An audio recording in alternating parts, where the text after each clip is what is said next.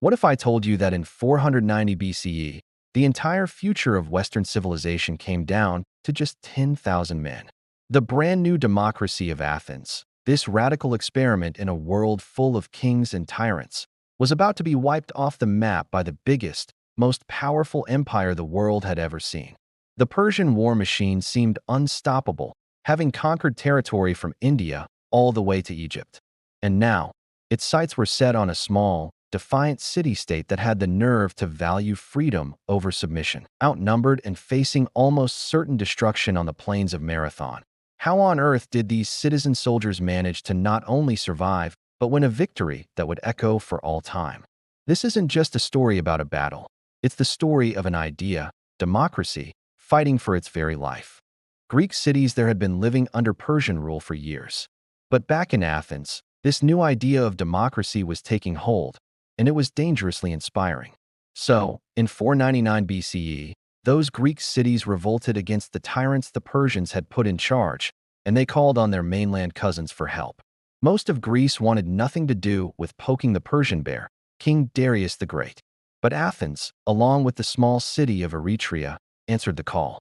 They sent a small fleet of 25 ships, not a huge force, but one that would end up changing the course of history. Together, they marched inland and burned the Persian regional capital of Sardis straight to the ground. For King Darius, this was personal. Athenian involvement was a direct slap in the face. And even though the revolt was eventually crushed, Darius swore he would make the Athenians pay. The fire that burned Sardis had lit a fire for revenge in the heart of an emperor, and that fire was now aimed squarely at Greece. A massive Persian fleet, maybe 600 ships strong, set sail across the Aegean Sea. Led by the generals Datis and Artaphernes, the mission was simple: punish Eretria and Athens, and bring all of Greece to its knees. They steamrolled through the Greek islands. Their first major target, Eretria, fell after a brutal siege. The city was sacked, its temples were torched, and its people were enslaved, a grim warning to anyone else who dared to defy the great king. From there, the Persian fleet sailed to the coast of Attica, the homeland of the Athenians. They landed at a wide, flat bay that was perfect for their biggest military advantage: cavalry. This advice came from Hippias, the exiled former tyrant of Athens who was now helping the Persians. The place they landed was called Marathon, just 26 miles from an undefended Athens. The Persian force was immense. While ancient historians gave some wild numbers, modern estimates suggest they had somewhere around 25,000 infantry and 1,000 cavalry. The unstoppable war machine had arrived, and Athens was next on the list. The city scrambled to assemble its army of citizen soldiers, called Hoplites. They scraped together maybe 9,000 men, who were joined by 1,000 more from the small, loyal city of Plataea. That's it, 10,000 men, facing an army at least twice their size. Knowing they didn't stand a chance alone, the Athenians did the only thing they could. They sent for help from the most feared warriors in all of Greece, the Spartans. They sent their best runner, a man named Phidippides, on a desperate sprint. Phidippides ran an unbelievable 150 miles from Athens to Sparta in just 2 days. He delivered the urgent plea for aid, but the Spartan response was a gut punch. They were in the middle of a sacred religious festival, the Carnea, and their laws forbade them from going to war until it was over. They promised they'd come help, but only after the full moon, which was still days away. Athens was on its own. The Athenian army marched to Marathon and cleverly blocked the main exits from the plain, essentially pinning the Persians against the coast. For 8 long days, the two armies just stared each other down. The Athenians knew a head-on attack against a larger force with cavalry was suicide. But every day they waited, the risk grew that the Persians would find another way to attack their undefended city, or that the politicians back home would lose their nerve. He was a brilliant strategist who had actually lived among the Persians, so he understood their tactics better than anyone. He knew that the Athenian hoplites, with their heavy bronze armor, big shields, and long spears, were far deadlier than the lightly armed Persian infantry in a close-up fight. The Greeks fought in a phalanx, a tight block of overlapping shields that was basically a human tank. But the Persians had 2 huge advantages: sheer numbers and that deadly cavalry, which could sweep around the side and destroy a phalanx. But then, on the 9th day, the Athenians saw something incredible. The Persian cavalry was gone. Historians still debate why, but it seems they were being loaded back onto the ships, probably to launch a direct naval assault on Athens itself. This was the moment. Miltiades knew it was now or never. He convinced the other generals to risk everything on one make-or-break battle. But he wasn't going to play by the rules.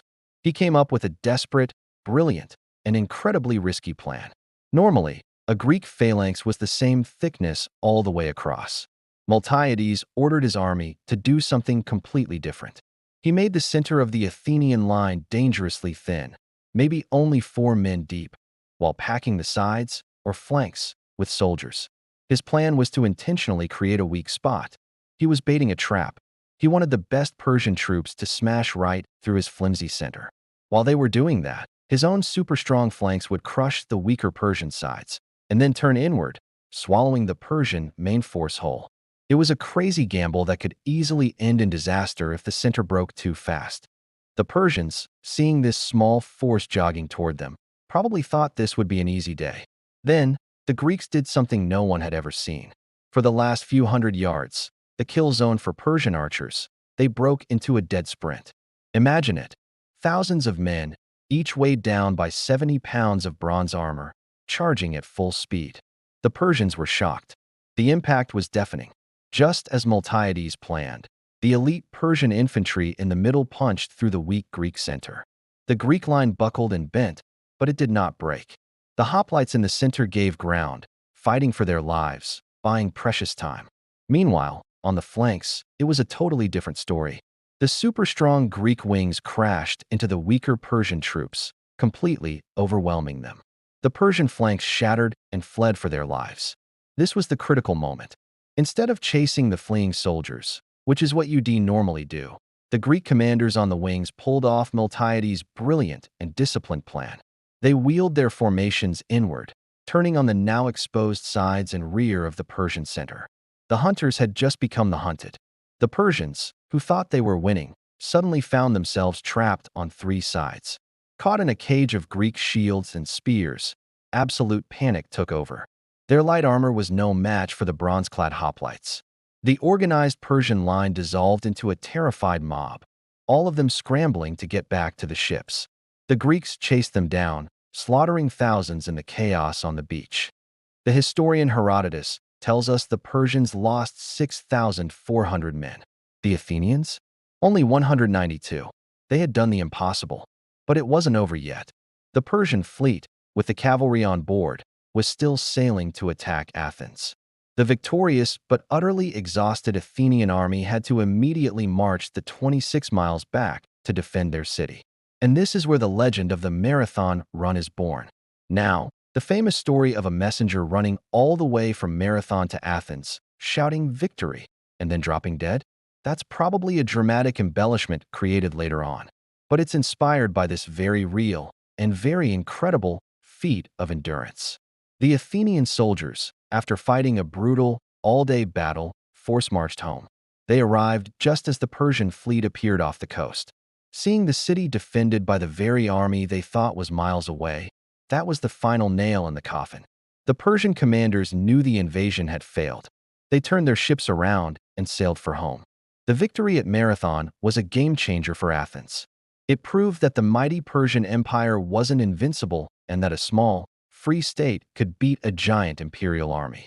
It was a massive confidence boost for their democratic system, a triumph that kicked off a golden age of culture, philosophy, and art. If you believe that history holds the most incredible stories, be sure to like this video, subscribe to our channel, and hit that notification bell so you don't miss our next trip into the past. Conclusion.